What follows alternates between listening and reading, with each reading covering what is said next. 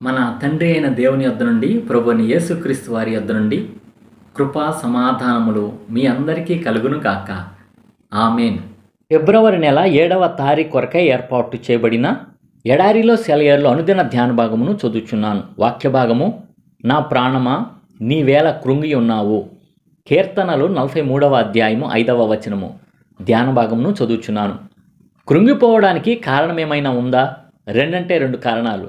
1, నువ్వింకా రక్షణ పొందలేదు. 2, రక్షణ పొంది కూడా పాపంలో జీవిస్తున్నావు. ఈ 2 కారణాలు తప్ప కృంగిపోవడానికి మరే కారణమూ లేదు. ఎందుకంటే కృంగిపోవలసిన కారణం వస్తే దాన్ని దేవునికి ప్రార్థనలో విన్నవించుకోవచ్చు. మన అవసరాలన్నిటి గురించి, కష్టాలన్నిటి గురించి, శ్రమలన్నిటి గురించి దేవుని శక్తిలో, ప్రేమలో మనకున్న విశ్వాసాన్ని ఉపయోగించి ఆదరణ పొందవచ్చు. దేవుని యందు నిరీక్షణ ఉంచుము. దీన్ని గుర్తుంచుకోండి. దేవునిలో నిరీక్షణ ఉంచకూడదు అనే సమయం, సందర్భం లేనే లేవు. మన అవసరాలు ఏమైనా, మన ఇబ్బందులు ఏవైనా, మనకి సహాయకులు ఎవరూ లేకపోయినా మన కర్తవ్యం ఒకటే: దేవునిలో నిరీక్షణ కలిగి ఉండడం. అదెప్పుడూ నిరర్ధకం కాదు. దేవుని దృష్టికి అనుకూలమైన కాలంలో నీకు సహాయం వస్తుంది. జార్జ్ ముల్లర్ అంటున్నాడు, గడిచిన 70 సంవత్సరాల 4 నెలల్లో కొన్ని వేల సార్లు ఈ సత్యాన్ని అనుభవపూర్వకంగా తెలుసుకున్నాను. ఇక సహాయం రావడం అసాధ్యం అనుకున్నప్పుడు సహాయం వచ్చేది. ఎందుకంటే దేవుని మహిమ ఎలాంటిదో మనకు తెలియదు కదా. ఆయన శక్తికి హద్దులు లేవు. మనకు సహాయం చేయాలంటే ఆయన 10,000 సార్లు 10,000 మార్గాల్లో చేయగలడు. పసిపిల్లవాడిలాగా మన సమస్యని ఆయన ముందు ఉంచడమే మన పని. నా విన్నపాలు విని వాటికి నువ్వు జవాబు ఇవ్వడానికి నేను అర్హుణ్ణి కాను. కానీ మా రక్షకుడైన యేసు ప్రభువు ద్వారా ఆయన కొరకు నా ప్రార్థనని ఆలకించు. నువ్వు నా ప్రార్థనకి జవాబిచ్చేదాకా నమ్రతతో కనిపెట్టగలగడానికి కృపను ప్రసాదించు. ఎందుకంటే నీకు తగిన కాలంలో నీకు తోచిన రీతిగా నాకు సమాధానమిస్తావని నాకు తెలుసు అంటూ మన హృదయాలను ఆయన ముందు ఒలకబోయాలి. ఇకను నేను ఆయనను స్తుతించదను. ఎక్కువ ప్రార్థన, ఎక్కువగా విశ్వాసం మీద ఆధారపడడం, ఓపికతో కనిపెట్టడం, వీటన్నిటి ఫలితం పుష్కలమైన ఆశీర్వాదాలు. అందుకనే నేను నిత్యం నాలో నేను అనుకుంటాను, దేవుని యందు నిరీక్షణ ఉంచుము. ఇదే ఈ దినమునకై ఏర్పాటు చేయబడిన ఎడారిలో సెలయేర్లు అనుదిన ఆత్మీయ అల్పాహారము.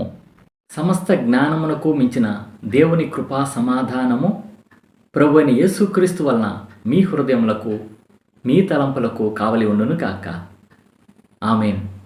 ప్రార్థన. పరిశుద్ధుడా, ప్రేమగల తండ్రి, జీవం కలిగిన దేవ, జీవాధిపతి, మా కొరకు ఇచ్చిన మరొక మంచి వర్తమానం బట్టి వందనములు, స్తోత్రం తెలుసుకుంటూ తండ్రి ప్రభువా, నువ్వు మా యొక్క ఆత్మీయ జీవితంలో మేము ఎప్పుడు కూడా కృంగకుండా ఉండేట్లకి సహాయం చేయండి అయ్యా. నువ్వు ఇచ్చిన ఈ గొప్ప రక్షణను బట్టి నీ అందే నిరీక్షణ కలిగి ఉండటానికి సహాయం చేయండి అయ్యా. మా పితరులైన జార్జ్ ముల్లరయ్య గారికి ప్రభువా ఎన్నో అవసరతలు, అక్కర్లను తీర్చి ప్రభువా అసాధ్యమనుకున్న వాటిని సుసాధ్యం చేస్తూ వచ్చావు ప్రభువా. అలాగున్న తండ్రి, మాకిచ్చిన ఈ రక్షణను బట్టి ప్రభువా నీ వైపు చూస్తూ ప్రభువా నీ అందు నిరీక్షణ కలిగి ప్రభువా ఆత్మీయ జీవితంలో సంతోషంగా, సమాధానంగా ముందుకెళ్ళే కృపాధన్యత దయచేయండి అయ్యా. ఎవరైతే రక్షణ లేదో ప్రభు వారికి కూడా రక్షణ భాగ్యం దయచేయమని వేడుకొంచు. ఈ దినమున అనాథల గురించి ప్రార్థన చేస్తున్నాం ప్రభు, దిక్కులేని వారి గురించి ప్రార్థన చేస్తున్నాం తండ్రి. నీ కృపా కాపుదల వారికి అనుగ్రహించి ప్రభు వారు నీ తట్టు చూచి నువ్విచ్చే కృపా కాపుదల భద్రత పొందుకునే కృపా ధన్యత దయచేయమని వేడుకొంచున్నాం తండ్రి. వృద్ధుల గురించి ప్రార్థన చేస్తున్నాం తండ్రి. వృద్ధులు కూడా నీ కృపా కాపుదల భద్రత అనుగ్రహించమని వేడుకొంచున్నాం తండ్రి. అలాగున్న ప్రభు వివాహం కోసం ఎదురు చూస్తున్న బిడ్డలకి మంచి భాగస్వాములను దయచేయమని వేడుకొంచున్నాం తండ్రి. వివాహం అయ్యి బిడ్డలు లేని వారికి కూడా ఆయా సంతాన ప్రాప్తి దయచేయమని వేడుకొంచున్నాం తండ్రి. ఇంకా అలాగున్న ప్రభు ఉద్యోగాల కోసం ఎవరెవరైతే ఎదురు చూస్తున్నారో వారికి కూడా మంచి ఉద్యోగాలు దయచేయమని వేడుకొంచున్నాం తండ్రి. గర్భిణీ స్త్రీల గురించి ప్రార్థన చేస్తున్నాం తండ్రి. వారికి కూడా సుఖమైన ప్రసవం దయచేయమని వేడుకొంచున్నాం తండ్రి. అలాగే పసిబిడ్డల్ని, వారి తల్లిని దీవించండి అయ్యా. వారికి మంచి ఆయుర్వేగాలు, బలము, శక్తిని అనుగ్రహించమని వేడుకొంచు ప్రభు. అలాగే ఎడారిలో సెలవించిన ప్రతి ఒక్కళ్ళని పేరు పేరు వస్తున్న దీవించి ఆశీర్వదించి వారికి ఉన్న ప్రతి విధమైన అవసరత అక్కర తండ్రి నీవే తీర్చమని వేడుకొంచు ప్రభు. ఏ విషయంలో కూడా కృంగకుండా ప్రభు నీ తట్టు చూచే కృపా ధన్యత దయచేయమని నజరేయుడైన యేసు నామంలో ప్రార్థించి వినయంగా వేడుకొంచున్నాం తండ్రి. ఆమెన్. మన తండ్రి అయిన దేవుని యొక్క ప్రేమ, ప్రభువైన యేసుక్రీస్తు వారి కృప, పరిశుద్ధాత్మ యొక్క అన్యోన్య సహవాసం సదా మీ అందరికీ తోడై ఉండును గాక.